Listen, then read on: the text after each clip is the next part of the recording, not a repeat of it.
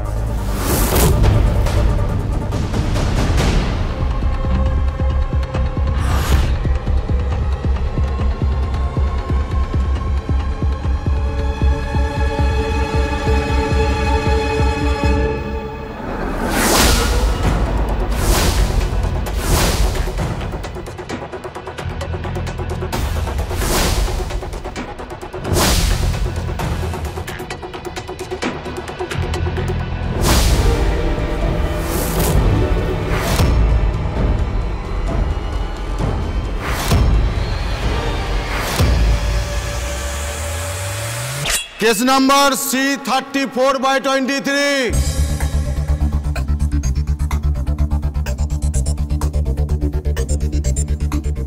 Your Honor, এই মামলা এর আগের ডেটে আমি শো কজে প্রেয়ার করেছিলাম এবং Your Honor, আপনি সেটা মঞ্জুর করেছিলেন, অ্যালাউ করেছিলেন, but similar is the case with today Your Honor. এই মামলার কমপ্লেনেন্ট এবং তার অ্যাডভোকেট আজকে আদালতে প্রেজেন্ট নেই।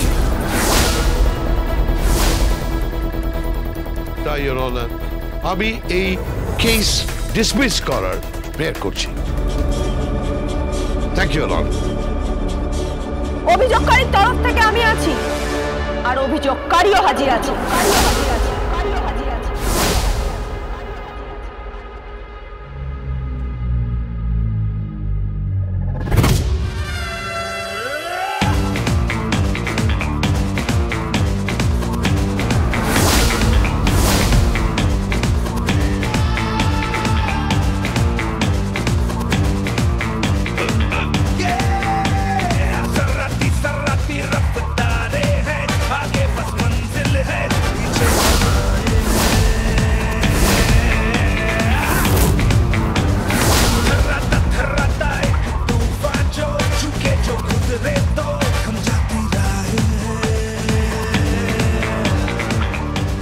প্রথমেই আমি ক্ষমা চেয়ে নিচ্ছি আমার এই অনিচ্ছাকৃত দেরির জন্য।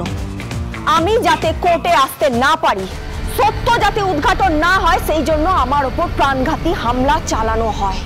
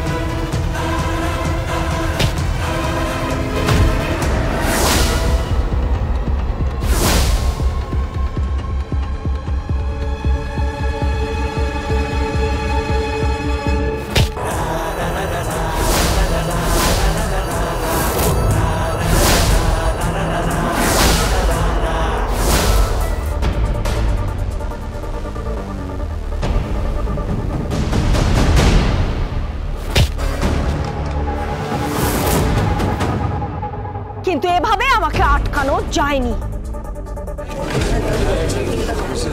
সাইলেন্ট সাইলেন্ট, আপনাকে তো শোকজ করা হয়েছে। হুজুর, আমি আমার শোকজের পিটিশন জমা দিচ্ছি।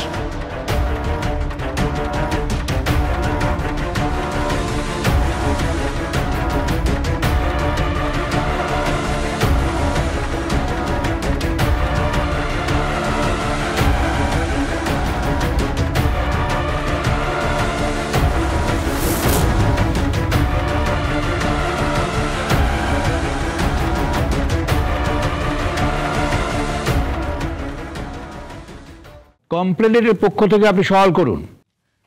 হুজুর, অপোজিট পার্টির লার্নেড ফ্রেন্ডের কি বক্তব্য আছে আগে উনি বলুন, তারপর আমি আমার বক্তব্য রাখবো।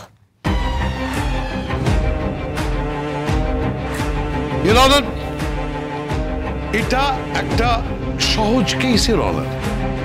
এই কেসের কোনো মেরিট নেই।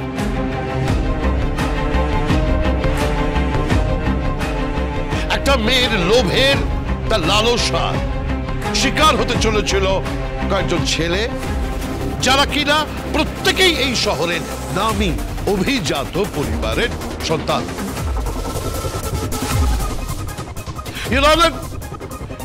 এদের বিরুদ্ধে একটা চক্রান্ত, একটা ষড়যন্ত্র করেছিল কমপ্লেইনেন্ট পদ্ম দাস। এই পদ্ম দাস অত্যন্ত লোভী এবং উচ্চাকাঙ্ক্ষী।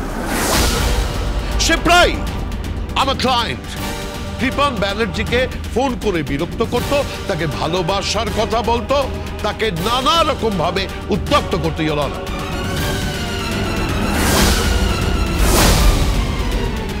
এই ঘটনাটা যেদিন ঘটে ইওর অনার, জগদ্ধাত্রী পুজোর বিসর্জনের দিন, কমপ্লেইনেন্ট পদ্ম দাস কৃপান ব্যানার্জির বাড়িতে পৌঁছয় জগদ্ধাত্রী পুজোর প্রসাদ দেবার অছিলা।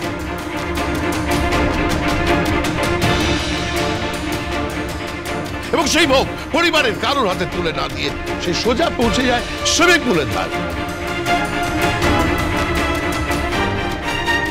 যেখানে কয়েকজন যুবক বসে আড্ডা মারছিল, হই হই করছিল, হয়তো একটু আধটু বিয়ারও খেয়ে থাকতে পারে।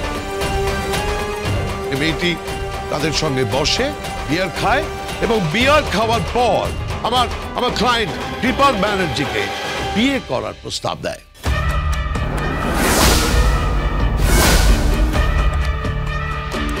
আমার ক্লায়েন্ট কৃপান ব্যানার্জি অস্বীকার করে এবং তাকে বলে, আই কোট, তুমি একটা পরিচারিকা, তুমি তোমার সীমার মধ্যে থাকো, আই আনকোট। এরপরে একটা নিখুঁত পরিকল্পনা করে কমপ্লেইনেন্ট পদ্ম দাস ব্ল্যাকমেইল করতে শুরু করে ইওর অনার। এরপরে ঝগড়াঝাটি, হাতাহাতি, মারামারি হয়। নেশাগ্রস্ত অবস্থায় কমপ্লেইনেন্ট পদ্ম দাস সুইমিং পুলে পড়ে যায়। সে ওখানে একটা সিন ক্রিয়েট করে।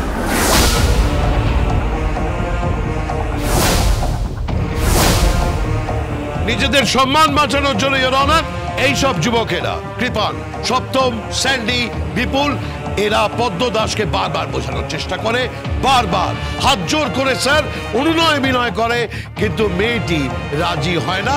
উল্টে সেই বারবার এদের ব্ল্যাকমেল করা শুরু করে, বলে যে আমি থানায় যাব, এবং থানায় পৌঁছে যায়।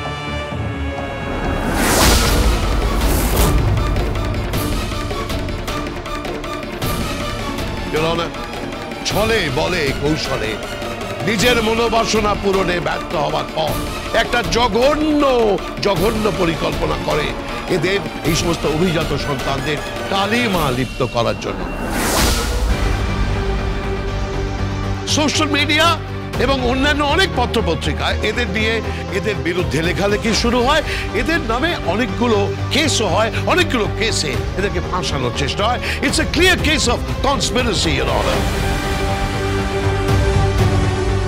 আমি তাই মহামান্য আদালতের কাছে প্রে করছি, এই মেয়েটিকে কঠিন থেকে কঠিনতম সাজা দেওয়া হোক।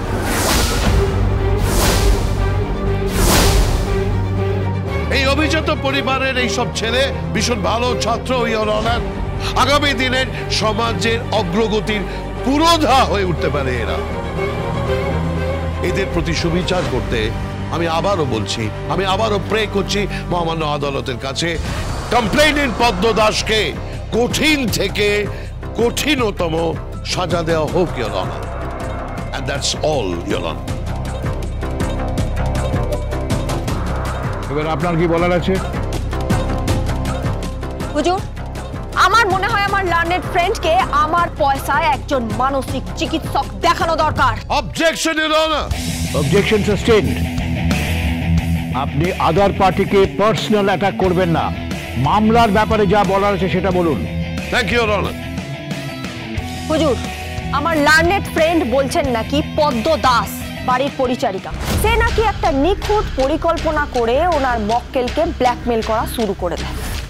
আবার উনিই বলছেন যে পদ্ম দাস নাকি নেশাগ্রস্ত অবস্থায় সুইমিং পুলে পড়ে যায়। তাহলে আগে জানতে হবে যে নেশাগ্রস্ত অবস্থায় কি নিখুঁত পরিকল্পনা করা যায় নাকি নিখুঁত পরিকল্পনা করার পর নেশা করতে হয়, সেটা আমার জানা নেই হুজুর। এখন তো মনে হচ্ছে গল্পটা নেহাতি শিশু সাহিত্যের গল্প হয়ে উঠেছে। Objection your honour. Objection overruled. আপনি বলুন। আসলে পদ্ম দাস ও হলো আমার মক্কেল। পিতা স্বর্গীয় শ্রীদাম দাস আর মাতা স্বর্গীয়া মালতী দাস। সে দীর্ঘদিন ধরে আমার লার্নেড ফ্রেন্ডের বাড়িতে মানে অগ্নিজিৎ মুখার্জির বাড়িতে পরিচারিকার কাজ করে। Gita LLB, Gita LLB।